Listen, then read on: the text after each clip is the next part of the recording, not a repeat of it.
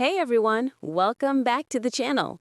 Have you ever wondered how machines actually understand language? Like, how does your phone know that book in I'll book a flight is a verb, but in read this book, it's a noun? Well, that's all thanks to something called part of speech tagging. Basically, we're teaching machines grammar. Today, we're diving deep into POS tagging, and by the end of this video, you'll know what POS tagging is and why it's crucial in natural language processing, the different approaches machines use to tag words, and we'll do a complete hands-on coding demo using both NLTK and spaCy. So if you're ready to see how AI learns grammar, let's jump right in. All right, let's start with the basics. Part of speech tagging is the process of assigning a grammatical category to each word in a sentence. We're talking about nouns, verbs, adjectives, adverbs, all those grammar terms you probably learned in school. Let me show you an example. Look at this sentence on the screen. The quick brown fox jumps over the lazy dog. Now, watch what happens when we apply POS tagging. Each word gets labeled. The becomes DT. That's a determiner. Quick is JJ, an adjective. Brown, another adjective. Fox is an N, a noun. Jumps gets tagged as VBZ. That's a verb in third-person singular present tense. You can see how every single word now has a grammatical label. This structured information is what allows computers to actually understand sentence structure and meaning. Think about it. Without knowing which words are nouns and which are verbs, how would a computer possibly understand what you're trying to say? Now, you might be thinking, okay, cool, but why does this actually matter? Well, POS tagging is absolutely everywhere in NLP. It's like the foundation that so many other technologies are built on.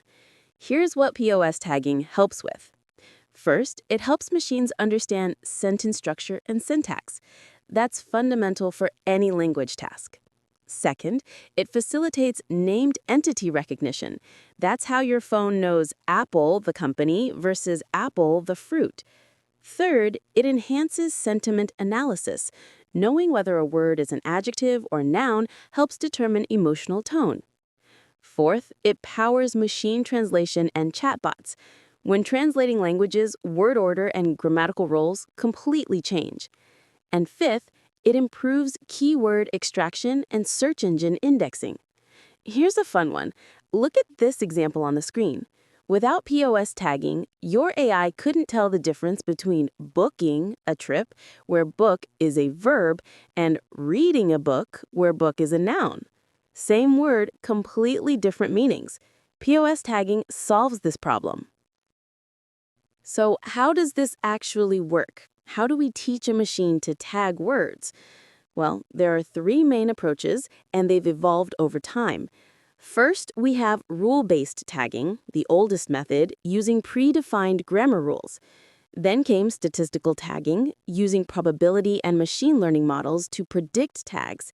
And now we have neural and hybrid tagging, leveraging deep learning to understand context at a much deeper level. Let me break down each approach for you. Let's look at each approach more carefully. Rule-based tagging uses predefined grammar rules. For example, if a word ends in ly, tag it as an adverb. If a word comes after the or it's probably a noun. The pros? It's simple and interpretable. The cons? It completely fails on ambiguous or informal language. Real language is messy, and rigid rules just can't handle that. Statistical tagging is much smarter. It uses probabilistic models, typically hidden Markov models or HMMs, trained on huge amounts of text data. Here's how it handles ambiguity. Look at the word book. In the sentence, I will book a flight, the model sees it will before it and predicts it's a verb. But in read this book again, the context suggests it's a noun. The model learns these patterns from thousands of examples. And finally, neural and hybrid tagging. This is what modern libraries like spaCy use. They employ deep learning models that understand full sentence meaning through contextual embeddings. Instead of just looking at neighboring words, these models understand the entire context, capturing nuance and ambiguity that simpler methods miss completely. This is the cutting edge of POS tagging right now. All right, enough theory, let's write some code. We're going to start with NLTK, which is one of the most popular natural language processing libraries for Python. It's perfect for learning and research. Step 1. We need to install NLTK. You can do this with a simple pip install command. Then, we import the libraries we need. We import NLTK itself, we import word tokenize for breaking text into words, and we import POS tag, which does the actual tagging. Next, we need to download NLTK's datasets.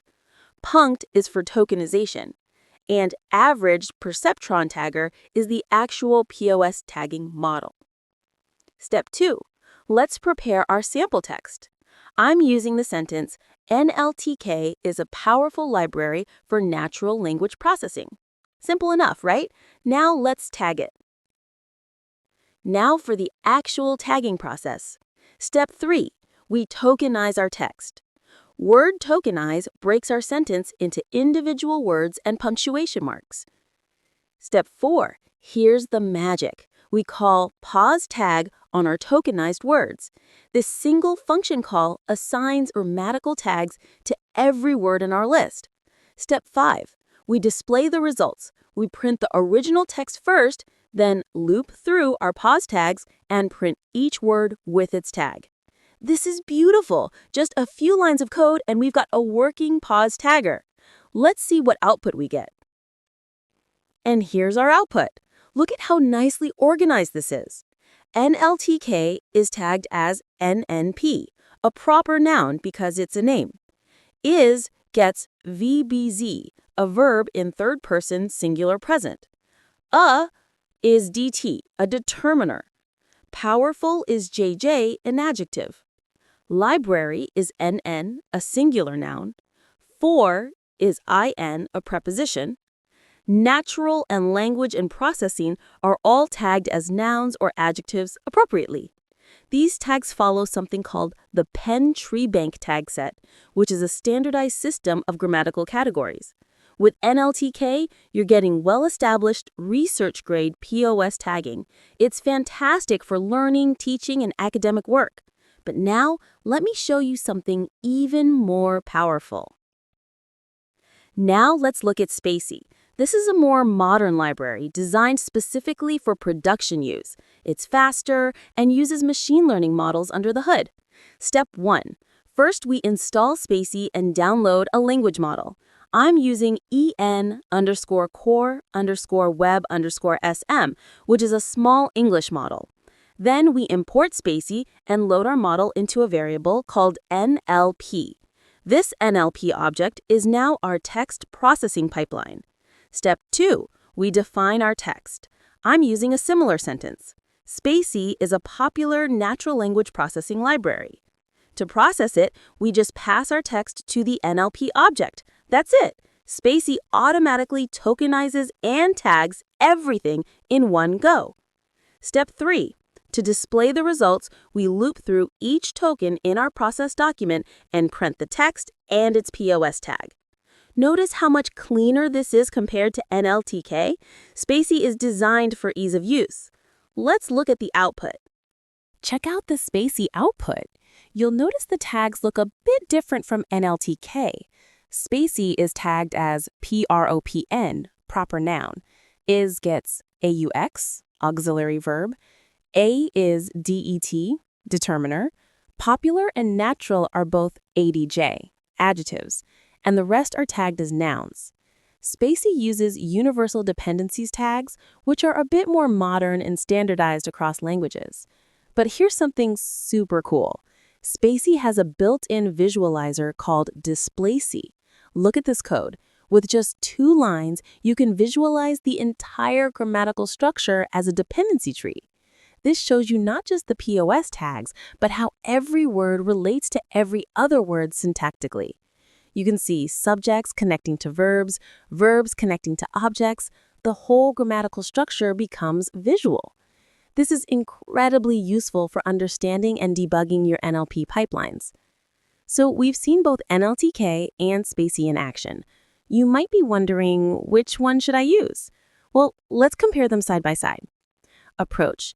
NLTK uses statistical and rule-based methods, while spaCy uses machine learning and neural networks with contextual understanding.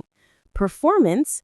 NLTK is great for teaching and research. It's well documented and educational. spaCy, on the other hand, is optimized for production environments. It's significantly faster. Accuracy.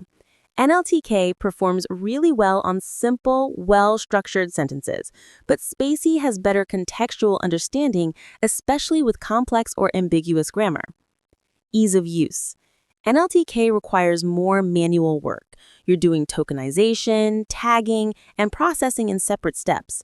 spaCy is much more automated. Everything happens in one pipeline. So here's my recommendation.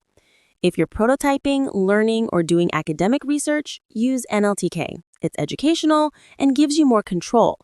If you're building production systems, chatbots, or industrial NLP applications, spaCy wins hands down. It's faster, more accurate, and easier to deploy. Both are fantastic tools, just for different use cases. Before we wrap up, let's talk about where POS tagging is actually used in the real world. Search engines use POS tagging for context-aware query matching. When you search for apple pie recipe, the engine knows apple is modifying pie, not a separate topic. Voice assistants like Siri and Alexa use it for intent detection, understanding what you want to do based on the verbs and objects in your request. Text summarization systems use POS tagging to identify key phrases, usually noun phrases and verb phrases that carry the main meaning. Machine translation relies heavily on POS tagging to ensure verb-noun agreement across languages. Different languages have different grammar rules.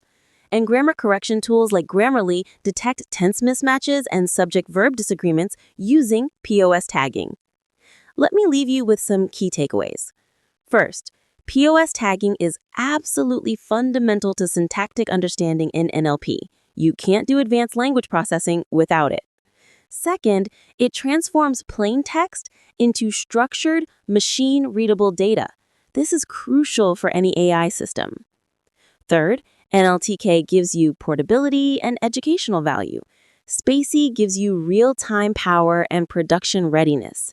And finally, even modern large language models like GPT still rely on these fundamental concepts for contextual understanding.